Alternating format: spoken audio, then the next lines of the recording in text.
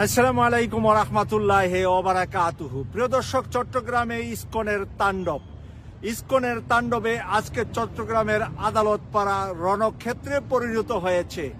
আদালত রায় দিয়েছে তাকে ইসকন নেতাকে কারাগারে পাঠানোর জন্য, আর তার প্রতিবাদে ইসকনের কর্মী বাহিনী আদালত তাণ্ডব চালিয়েছে। আর এখানে শহীদ হয়েছে অ্যাডভোকেট সাইফুল ইসলাম নামক এক তরুণ আইনজীবী। প্রিয় দর্শক, আমি বারবার বলে আসছি এবং বলে যাচ্ছি যে জামাত আর বিএনপি দুটি রাজনৈতিক দল বাংলাদেশে থাকবে, আর কোনো রাজনৈতিক দল বাংলাদেশে থাকুক এটা আমরা চাই না।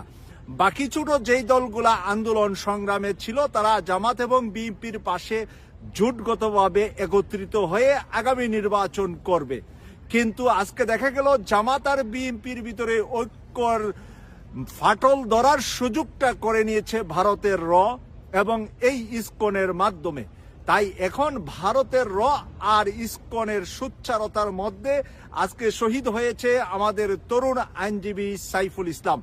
প্রিয় দর্শক, আমি খুব সামনের দিনগুলোতে ভয়াবহ দিনের কথা আপনাদের সামনে তুলে ধরছি। যদি না এখন এই মুহূর্তে বিএনপি জামাত ঐক্যবদ্ধভাবে ইসকনকে প্রতিহত না করে, তাহলে আওয়ামী লীগ কিন্তু এখন ইসকন লীগ নামে বাংলাদেশে আবির্ভূত হয়েছে।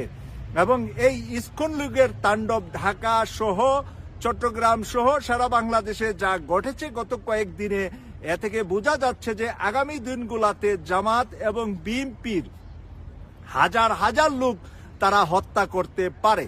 এবং তারা যদি হত্যাকাণ্ড ঘটিয়ে দেশের ভিতরে একটা অরাজকতা সৃষ্টি করে কোনো সামরিক শাসন আনতে পারে, অথবা কোনোভাবে ডক্টর ইউনূসের সরকারকে হটাইয়ে ফেলতে পারে, তাহলে মনে রাখতে হবে কয়েক লক্ষ জামাত বিএনপির নেতাকর্মীর ফাঁসি হবে।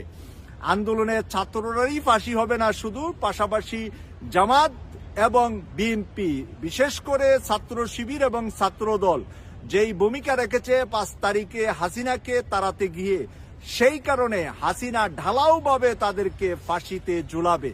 তাই আগামী দিনগুলোতে কি জামাত বিএনপি শিবির ছাত্রদল ফাঁসিতে ঝুলবে, নাকি এখনই তারা ঐক্যবদ্ধ হয়ে ইসকন লীগকে প্রতিহত করবে?